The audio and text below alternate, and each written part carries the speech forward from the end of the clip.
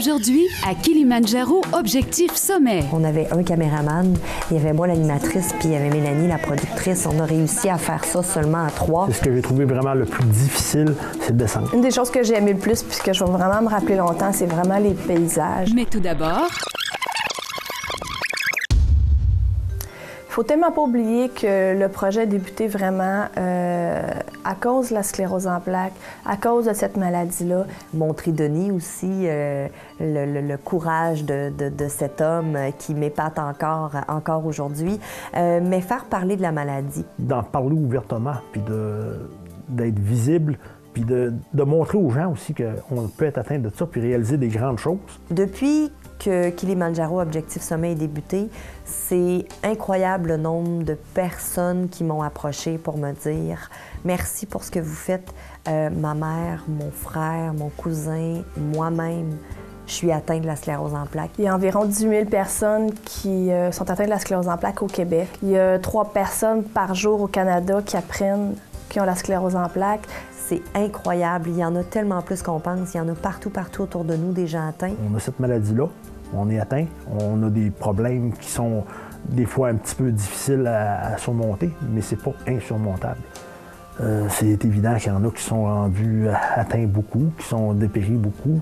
Eux, on a ramassé 664 000 très exactement pour la recherche, pour essayer de trouver un remède à cette maladie-là, pour aider ces gens-là. Et il y a beaucoup de recherches actuellement à la sclérose en plaques. Et je pense qu'avec ce voyage, avec ce défi-là, je pense qu'on a contribué à faire un avancement léger.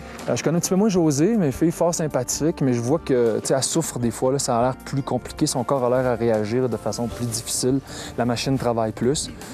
Martin, il m'impressionne, ça n'a pas de bon sens. Quand je trouve ça tough, je le regarde au loin puis je ris parce que je me dis, à part mon petit mot de tête, ma vie va bien puis j'ai pas à lutter contre ça. Puis il m'a dit tantôt, on est allé dîner, puis il m'a dit, moi je ne monterai pas avec une caméra comme ça, j'en viens pas de ce que tu fais. Puis j'ai fermé ma gueule, mais ce que j'avais le goût d'y répondre, c'est moi je ne monterai pas avec une maladie comme ça. Hein. Fait que les moments les plus difficiles, il fallait se rappeler qu'on le faisait pour ça. J'ai fait ce en quoi je croyais. Puis il y a des gens qui ont fait un travail magnifique, puis ils mettent ça à l'écran. Puis c'est vraiment splendide. Mais je suis fier que les gens me disent ce que tu as fait, ça compte pour nous autres. On a des gens malades dans notre famille, ça compte, ça nous donne de l'espoir. Puis ça, c'est important. Ça me fait vraiment du bien. J'espère vraiment qu'on va au moins avoir réussi à faire avancer un petit peu la recherche avec l'argent qu'on a réussi à ramasser avec ce projet-là.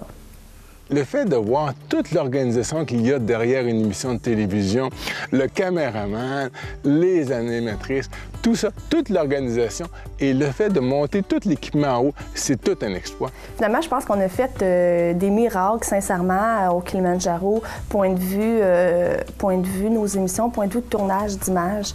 Avant de partir, on avait parlé avec beaucoup de caméramans, beaucoup de personnes qui étaient allées faire des films là-bas, et on nous avait tous dit, vous allez voir, c'est dur, vous n'aurez pas beaucoup d'images en montée, vous allez pouvoir prendre l'image au repos. C'est le fait de prendre de l'avance pour pouvoir prendre des images d'un peu partout, de face, du groupe, de derrière, c'est très dur. Je pense sincèrement qu'on a réussi, que Patrice a réussi à prendre beaucoup d'images. Je suis vraiment fière du travail qu'on a fait là-bas. Mais je regardais le travail que Mélanie, Patrice et toi faisaient, puis je me disais, comment ils font, eux, pour faire autant que ça? Parce que, non, moi, je me faisais seulement guider, je me faisais dire, bon, Denis, c'est le temps de faire le direct, c'est le temps de faire l'entrevue, mais il y avait toute la préparation que Patrice devait faire, collecter ses instruments, s'assurer que tout allait bien. Puis Patrice, il était aussi fatigué que moi, là, puis je pense que vous avez fait un travail beaucoup plus grand que moi. Il fallait faire comme tout le monde, il fallait réussir à monter le Kilimandjaro et le Mont Méru, mais en plus, il fallait prendre des images. Il y a eu quelques après-midi de congé pendant les 3 semaines, et pendant ces après-midi-là, tout le monde allait se coucher, tout le monde allait dormir. Mais pendant que tout le monde dormait, nous, on était contents d'avoir du temps pour prendre l'avance dans nos entrevues, pour travailler enfin. Je pense que j'ai été clair dans mes demandes avant le Méru puis avant le Kili en disant Oui, vous avez votre travail à faire, mais si vous voulez le faire jusqu'au bout, il va falloir que vous preniez soin de vous aussi. Notre caméraman Patrice a tenu le coup jusqu'à la fin, malgré des petits épisodes où ça a été plus difficile, où il y avait des gros maux de tête sévères. Bien, Mélanie a été capable de prendre le relais. Pierre Bruno avec TVA sont partis avec 4 caméramans. On était 3. On avait un caméraman, il y avait moi l'animatrice, puis il y avait Mélanie la productrice. On a réussi à faire ça seulement à 3. Quand on regarde vraiment tout ce qu'on a réussi à apprendre sur un voyage de 3 semaines, je pense qu'on a fait, du bon travail. Les Africains, d'abord et avant tout, s'ils ne sont pas là, je pense pas qu'on serait capable de réussir le Kilimandjaro. Les porteurs, ils ont, dans le fond, leur travail, c'est de monter l'équipement, mais ils font tellement plus que ça, puis ils sont pas obligés, là. On est équipés chacun pour 5 000 $, je pense, de stock. On peut monter dans n'importe quelle température.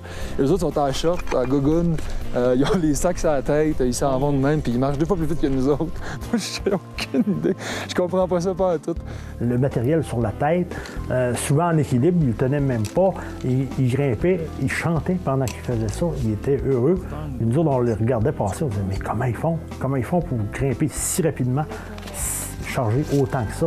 Mais eux, c'est leur travail. Ils sont fiers, ils sont vraiment fiers du travail qu'ils font. Je comprends pas, ils nous dépensent tout le temps.